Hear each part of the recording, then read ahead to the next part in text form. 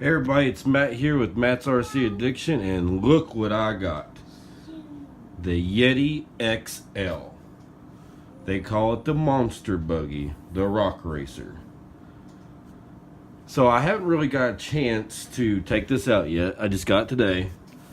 I did throw some 4S lipos in it, you know, two 2S's, just to see how she would do. You know, I want to make sure everything works. I think the only thing is not working, I don't think the cooling fan's working, but I'm going to check the connections on it. My first impressions of this truck is just wow. If you watch my previous videos, I'm an Armor fan all the way. I recently got rid of most of my 1/8 scales. Well, all my 1/8 scales. This is, you know, I kind of got out of the hobby, and I'm getting back in it. I kind of got tied up in it too much. But I've never owned a 1/8 scale this big. This thing is humongous. But look how, okay, here's your 1/10 scale Armor Granite with the body off of it. I got videos of this sucker on there too. You can see when it was brand new compared to now. But look at this comparison. Just look at that. That's just ridiculous. I mean, that thing, it's just a monster. But like I said, my first impression is just wow. This is the RTR version. You still have to resupply your AA batteries and your lipos. It's supposed to take 4S lipos and two 2S's and two 3S's. I don't know how you would get some 3S's in there, to be honest with you. I got 6,500 milliamp 2S batteries. They are from SPC, I think it is, SPC. And they're kind of a tight fit for those. So I guess you would have to really shop for batteries to get some 3S batteries in there. But to be honest with you, I don't think I'm going to ever run 6S on this truck. I'm sure it's a beast, but this is a lot more plastic, and this is a new territory for me. And it'll be later on down the road before I do 6S, because I know I could change some gearing out and stuff and get the speed I want. They also offer a 2-speed tranny for this. It's an optional part. Later on I'll probably get it where you can switch that thing in the low and do nothing but some crawling. It's got good BF Goodwrench licensed tires. That's just freaking awesome. Another thing I love about it is the fact the lid doesn't come all the way off. It just flips up. It is a little irritating to get to stay up, but there's a trick to it. You lift up on it and it hooks up underneath the rear axle. So there she is with the hood up on it. I only have two major complaints about this vehicle. That one, I don't want to spend the money into fixing it, but why in the world is the ESC, it does not have an on and off switch? There is not one at all. It reminds me of my Spartan Traxxas boat. It didn't have an on and off switch, like most boats don't have an on and off switch. But this sucker, I mean, literally, it does not have an on and off switch. And I don't know about y'all, but I do not like hooking up two sets of batteries up with no switch, because that pop and everything else you get, I just don't like it. I don't care much for the Dean's connectors. That's an easy fix. I've done proven in my other videos, if you start having problems out of your ESC and it seems like it can't get the power or things are getting hotter than usual, if you take those crappy Deans out, they're old school. Things has came way far since then. XT90s, that's the only way to go. I've never had trouble at XT90s at all. They fix problems on so many vehicles I've had. So that's something I'll do later on. I mean, you know, I'm still in the trial run on this truck. I'm not going to go super crazy with upgrades and stuff like that. But all else, I mean, this thing is just crazy. Now, I will say this is Axial, I believe that's how you say it. You got this big giant truck. It weighs quite a bit without any batteries in it.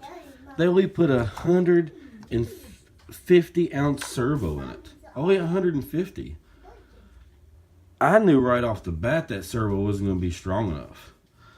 Simply for the fact is, I have Armas. They come with 200 and some ounce servos, and they still ain't got enough power to turn wheels. And look how monstrous these things are. So that's probably going to be the very, very first thing I upgrade. Is I actually think I still have some stock Arma servos that are 200 ounce. That I might just do it like that. But that's, you know, it's an RTR kit. You know, they're designed for you to do other things. You know, I'm not dogging it out, but I mean, 150 ounce servo. Come on, that's just silly. I think this one right here has a 150 ounce servo in it.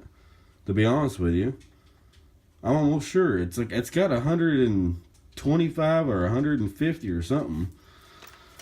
But all right, so that's my only two things going on right now.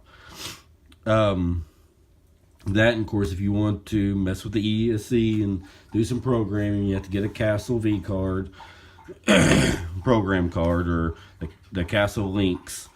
I'm not a very big Castle fan myself. I'm a Hobby Wing. I love Hobby Wing products, but you know, I mean, it came with Castle. I mean, you can't beat it though.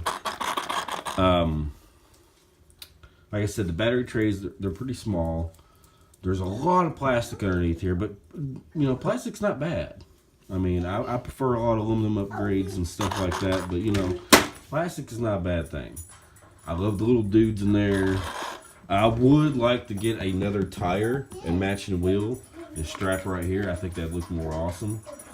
But, you know, that's just look-wise. I did go through and tighten up some screws and stuff when I first got it. But any RC vehicle you get, you should always go through it. Even if you're a beginner or you're a pro, you should always still go through it and make sure things are tight, or you're going to screw something up, because they got some Chinese people out there doing, you know, Chinese or, you know, low-grade workers or something like that out there, you know, putting these things together. I mean, I'm sure they're not getting paid a whole lot. But, so far I really like it. Now, I did notice when I was driving it, this thing, it's going to take some used to getting to. It's completely different from any vehicle, RC vehicle I've ever drove. I think it's maybe a simple fact that I've never really owned a crawler or something with so much power, and it's got a solid rear axle in it. I mean, that's really different. The solid rear axle. I mean, that's totally different. But my problem with the back axle, I mean, if you really knock that on something like a big rock, I don't know, maybe it'll snap. I don't know. I've seen a guy on YouTube, but he lets his daughters play with his, and they really roughhouse it, and they didn't break anything. We'll just know what we break as we go along. I'm hoping I don't break too much, because I don't want to get deep into the hobby. Well, deep into a money pit. But I don't think I will, because this is not Traxxas, this is Axial. But I'll have some follow-up videos. I'm going to be having plenty of videos of running the Yeti and stuff like that, you know. And there's something else that, you know, I always do research before I buy something. And of course, I know this product, I think, has been out since 2014 or 15. I'm not quite sure. And over the time, they've done, you know, newer versions and stuff like that. I think it's kind of cool, but I also think it's probably kind of hard to control. But for some reason, the thing is, the torque in this thing, only this it'll lift up like that when you got that torque puncher down. I mean, it just lifts. It's kind of wicked, but then again, I could imagine if you're driving all the time and you're trying to do stuff, it could be a real pain in the butt. But you know, I'm sure it's an easy fix. Like I said, I'm totally new to Axial products. I've always wanted an Axial product. So, I love big, so I got the Axial Yeti. We're going to have tons of videos to come forward. I'm going to be doing test runs, speed runs, the whole 9 yards on how to fix it and everything like that. More than likely, it's got a 15-tooth pinion in it, and it seems pretty torquey.